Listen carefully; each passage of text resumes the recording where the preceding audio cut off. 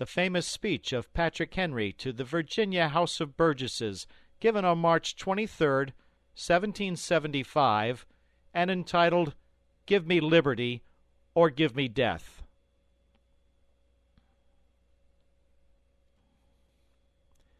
No man thinks more highly than I do of the patriotism as well as abilities of the very worthy gentlemen who have just addressed the House.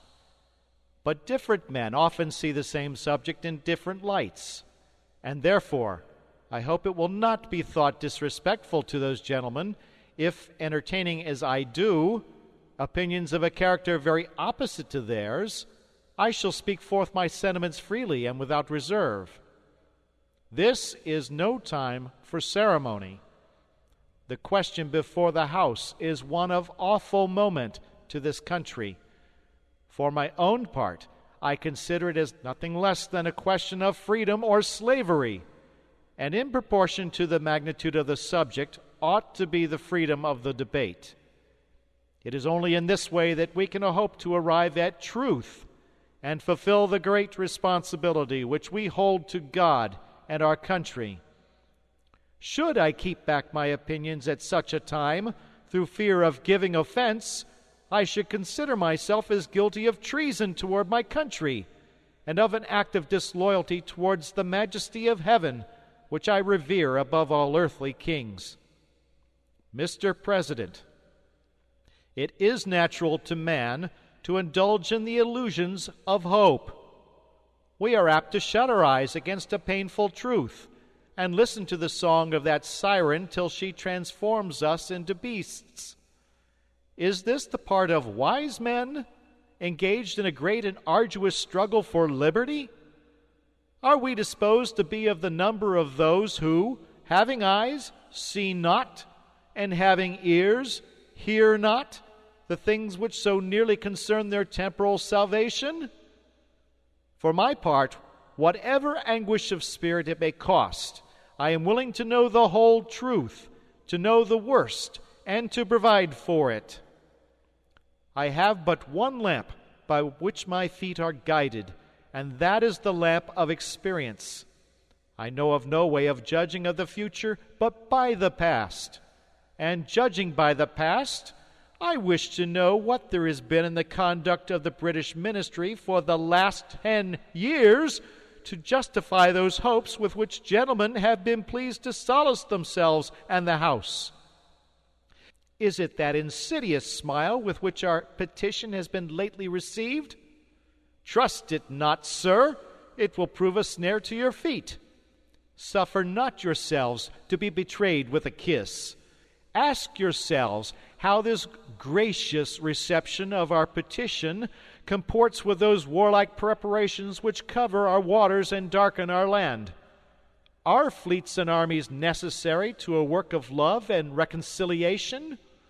Have we shown ourselves so unwilling to be reconciled that force must be called in to win back our love? Let us not deceive ourselves, sir. These are the implements of war and subjugation, the last arguments to which kings resort. I ask gentlemen, sir, what means this martial array, if its purpose be not to force us to submission? Can gentlemen assign any other possible motive for it? Has Great Britain any enemy in this quarter of the world to call for all this accumulation of navies and armies? No, sir, she has none. They are meant for us. They can be meant for no other. They are sent over to bind and rivet upon us those chains which the British ministry have been so long forging. And what have we to oppose to them? Shall we try argument? Sir, we have been trying that for the last 10 years. Have we anything new to offer upon this subject? Nothing. We have held the subject up in every light of which it is capable, but it has all been in vain.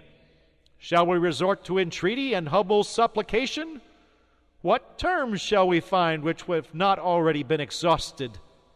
Let us not, I beseech you, sir, deceive ourselves. Sir, we have done everything that could be done to avert the storm which is now coming on. We have petitioned, we have remonstrated, we have supplicated, we have prostrated ourselves before the throne, and have implored its interposition to arrest the tyrannical hands of the ministry and Parliament. Our petitions have been slighted, our remonstrances have produced additional violence and insult, our supplications have been disregarded, and we have been spurned with contempt from the foot of the throne. In vain after these things may we indulge the fond hope of peace and reconciliation. There is no longer any room for hope. If we wish to be free, if we mean to preserve inviolate those inestimable privileges for which we have so long been contending, if we mean not basely to abandon the noble struggle in which we have so long been engaged, and which we have pledged ourselves never to abandon until the glorious object of our contest shall be obtained, we must fight. I repeat it, sir, we must fight. An appeal to arms and to the God of hosts is all that is left us. They tell us, sir, that we are weak, unable to cope with so formidable an adversary. But when shall we be stronger? Will it be the next week or the next year? Will it be when we are totally disarmed and when a British guard shall be stationed in every house? Shall we gather strength by irresolution and inaction? Shall we acquire the means of effectual resistance by lying supinely on our backs and hugging the delusive phantom of hope until our enemies shall have us bound hand and foot? Sir, we are not weak if we make a proper use of those means which the God of nature hath placed in our power. The millions of people armed in the holy cause of liberty, and in such a country as that which we possess, are invincible by any force which our enemy can send against us.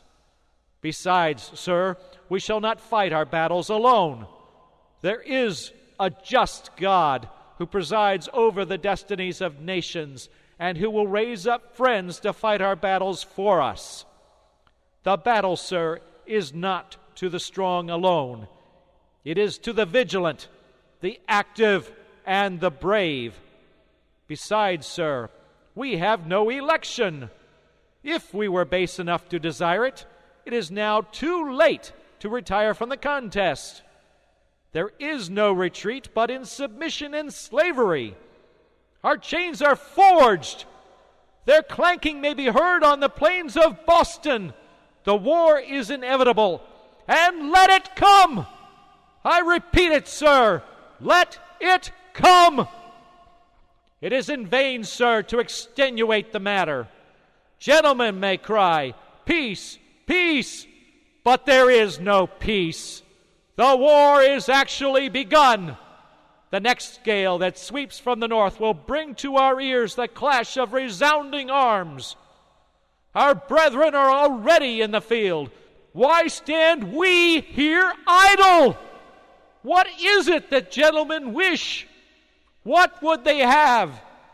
Is life so dear, or peace so sweet, as to be purchased at the price of chains and slavery?